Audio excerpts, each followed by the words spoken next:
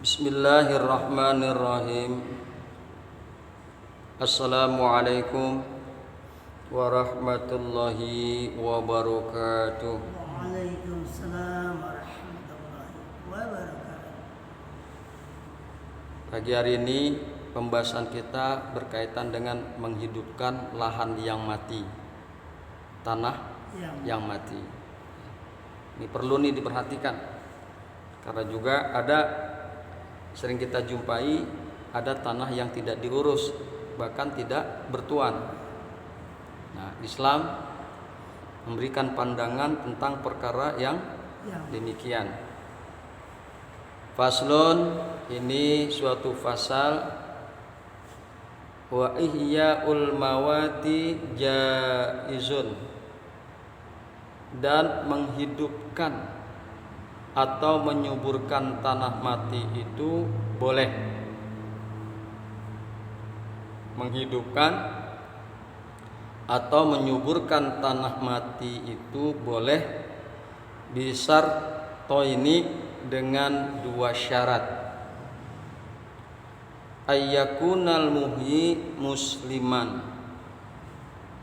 Yang pertama, harus ada orang yang menghidupkannya ialah muslim. Wa antakunal ardu hurratan lam yajri 'alaiha milkun li muslimin. Yang kedua, harus ada tanahnya yang merdeka. Tanahnya yang merdeka ialah yang tidak berjalan atas tanah itu milik orang Islam, milik orang Muslim. Itulah yang akan kita bahas pada pagi hari ini. Baiklah, marilah kita akan coba melihat kepada dalil berkaitan dengan masalah menghidupkan tanah yang mati, menyuburkan tanah yang mati. Bismillahirrahmanirrahim. Faslun, ini suatu fasal. Wa ihya'ul mawati jaizun. Menggarap tanah mati itu boleh. Menggarap tanah mati itu boleh. Bisyarto, ini dengan dua syarat. Ayyakunal muhyi muslima. Yang pertama, penggarap adalah orang Islam. Yang menggarapnya itu adalah orang Islam. Wa antakunal ardu hurratan. Kedua, status tanahnya tanah bebas. Status tanahnya adalah tanah bebas. Lam yajri 'alaiha milkun li muslimin. Belum pernah dimiliki orang Islam tanah tersebut. Tidak dimiliki atas tanah itu bagi orang Islam. Belum pernah dimiliki orang Islam. Jadi di sini ada satu riwayat, satu dalil yang diriwayatkan oleh Imam Bukhari. Diriwayatkan dari Aisyah radhiyallahu anha. Kalau perempuan pakainya ha, ya. Nah, kalau hu ya laki. Itulah memang khasanah bahasa Arab itu begitu. Jelas untuk dhamir berbeda. Jelas berbeda. Kalau perempuan pakai ha, kalau laki-laki pakai hu. Diriwayatkan dari Aisyah radhiyallahu anha. Mudah-mudahan Allah ridho kepada Aisyah radhiyallahu anha.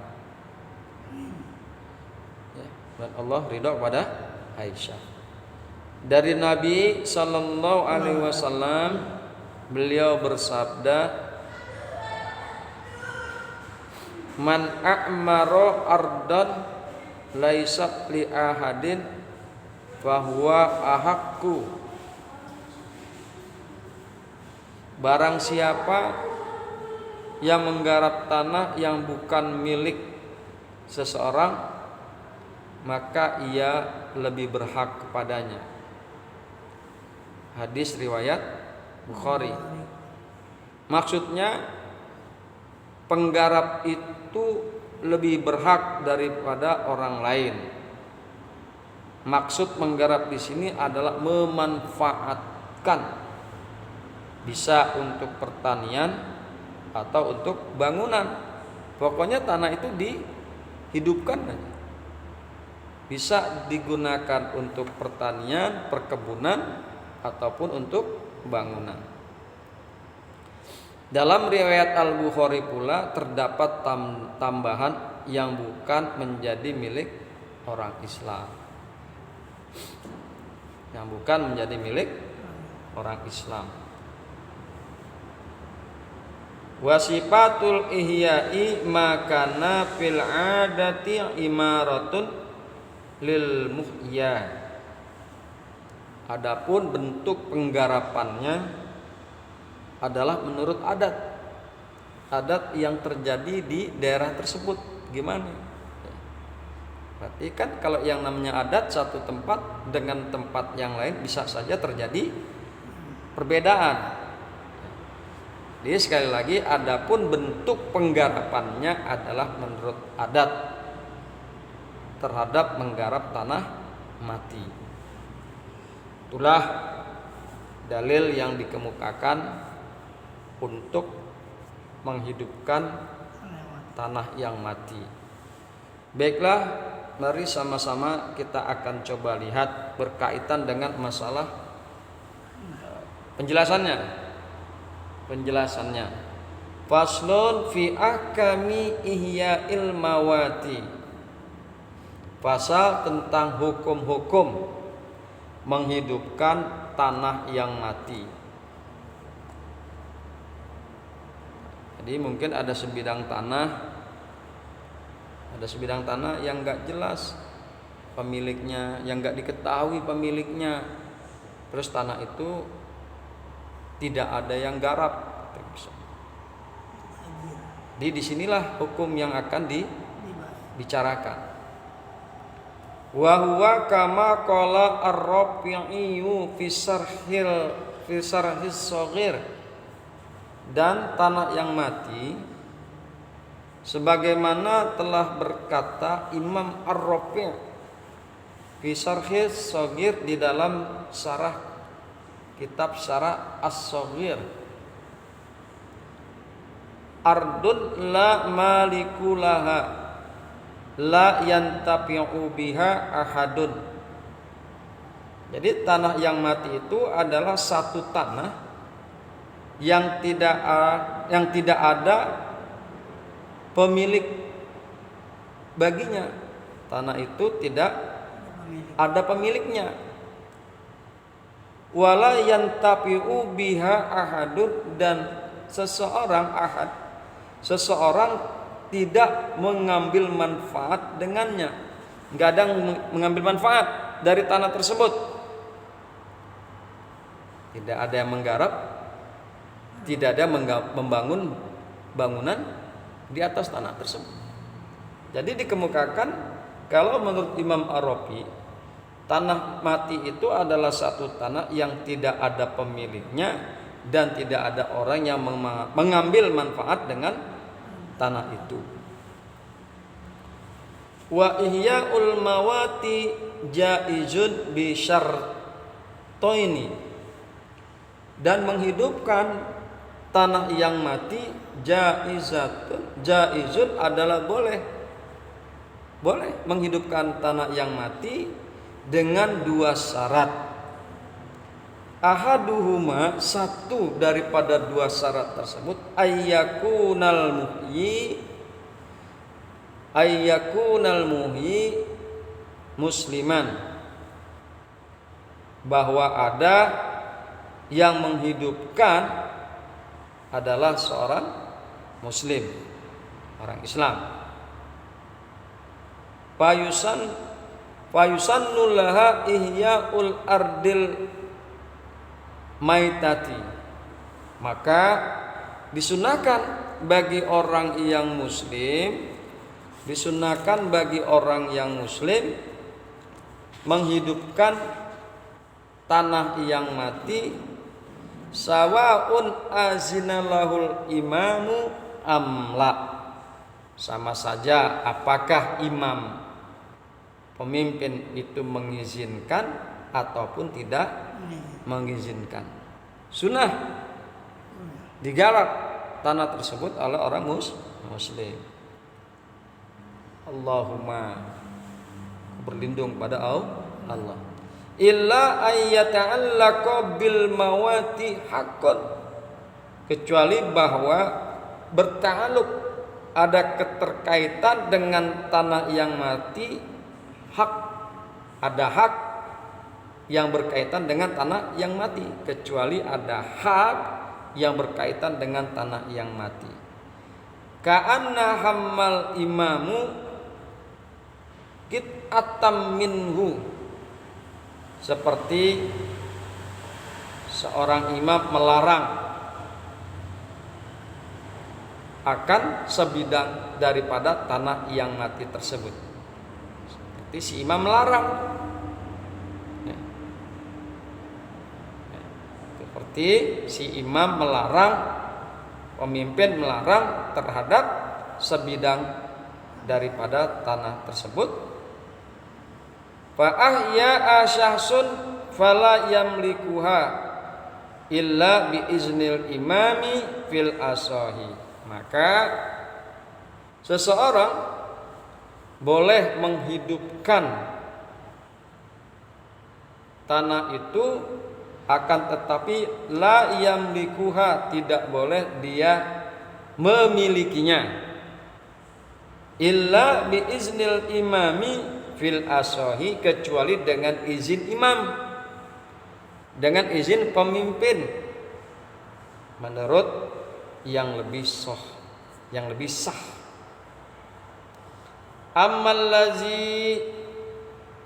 Amal zimmiyu wal muahidu wal musta'manu wal musta'minu.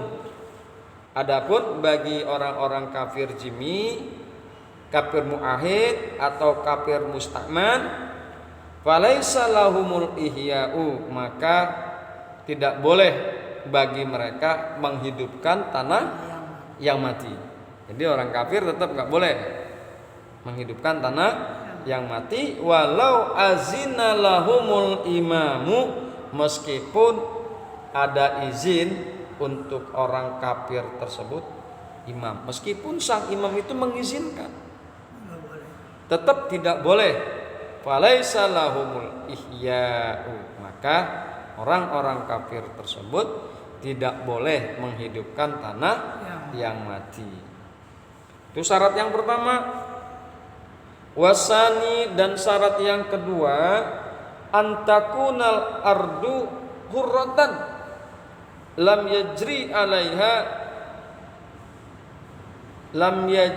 alaiha milkun li muslimin,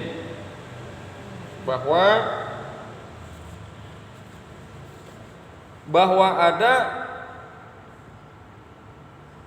tanah itu hurratan, adalah tanah yang bebas statusnya merdeka.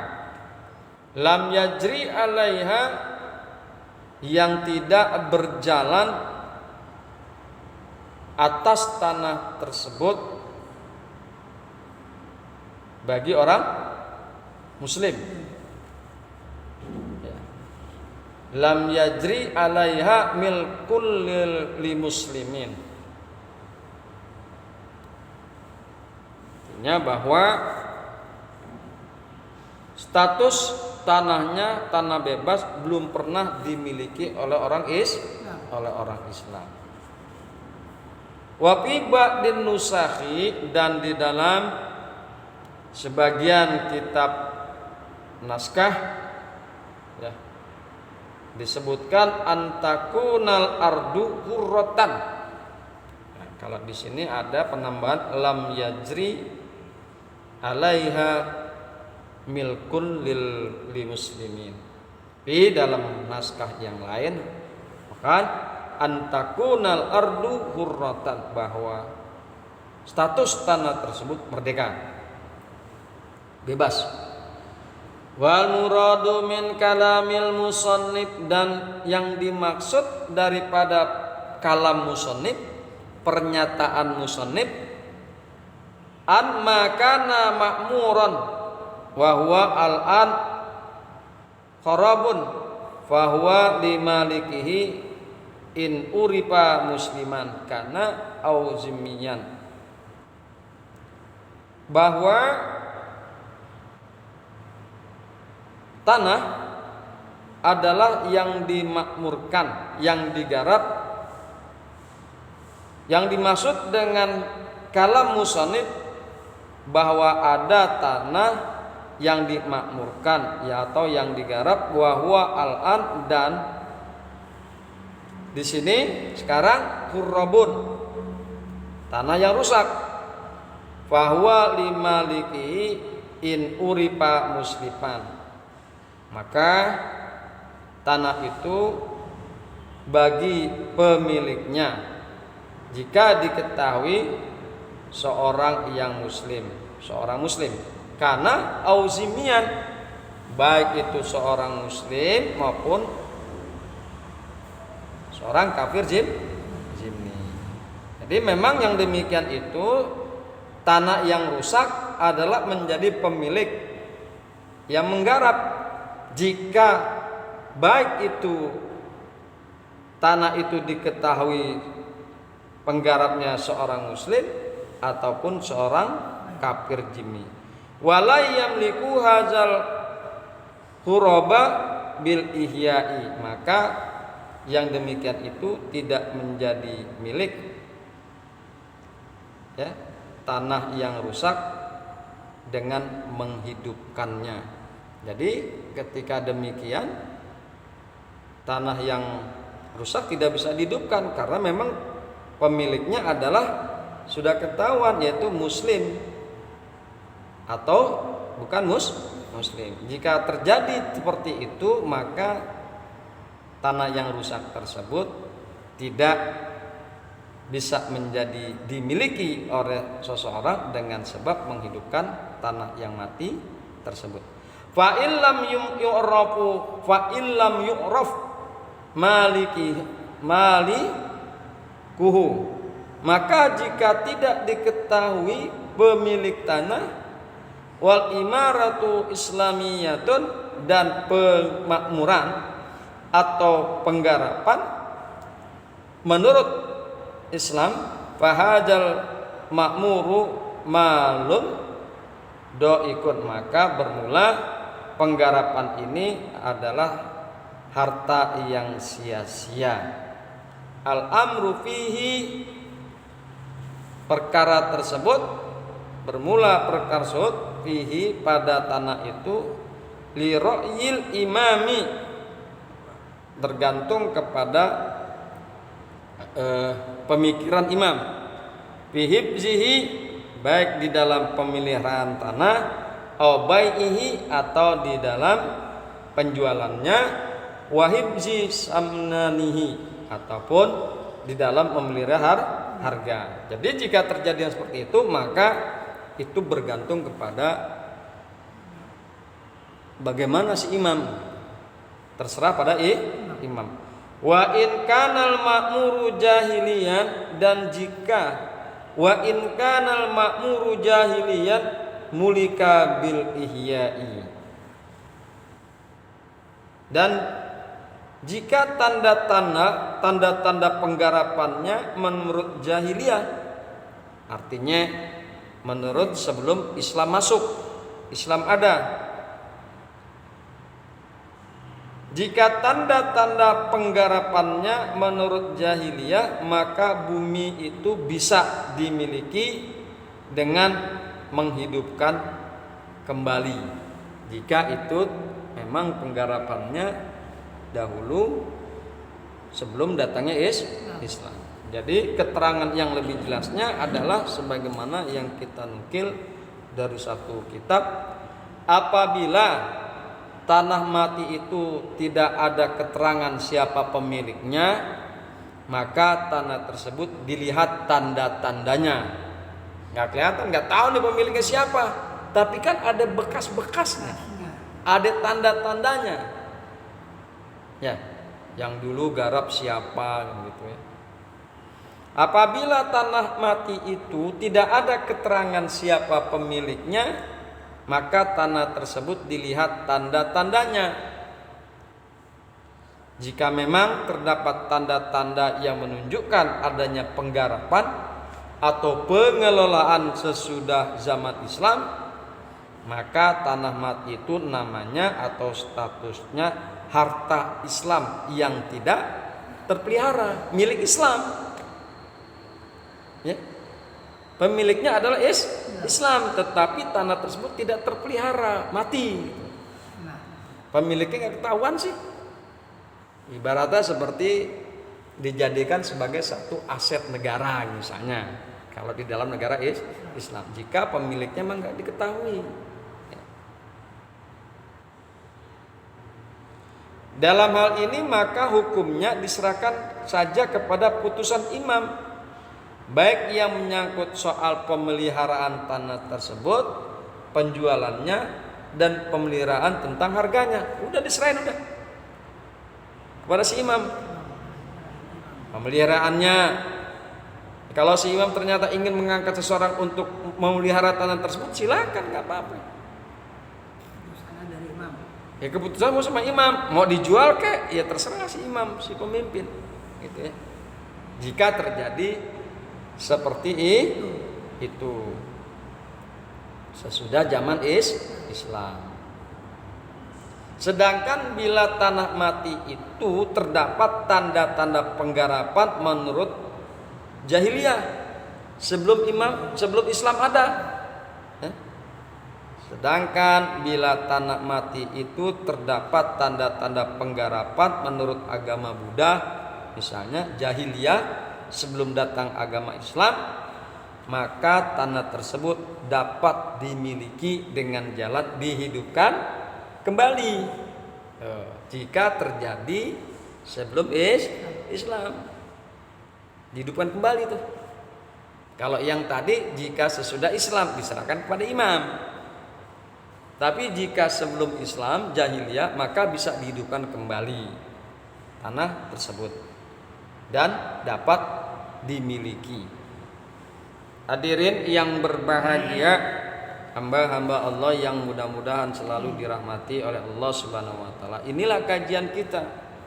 Inilah kajian kita. Ini juga kan ada kan di daerah kita ini tanah. Ya kan? Yang ini sih untungnya pemiliknya ada. Iya, yang ini mah pemiliknya ada. Tapi berarti kita nggak boleh memilikinya. Tapi alhamdulillah dipersilakan oleh pemiliknya untuk digarap. Mau dibikin perkebunan kayak mangga, penting jangan bangunan. yang penting jangan dimiliki tanahnya, gitu ya. Alhamdulillah kita semakin paham tentang hukum-hukum Islam yang memang nanti jika terjadi kita ketemukan masalah-masalah seperti ini, rujukanlah kepada kitab fikih. Hadanallah wa iyyakum ajmain. Assalamualaikum warahmatullahi wabarakatuh.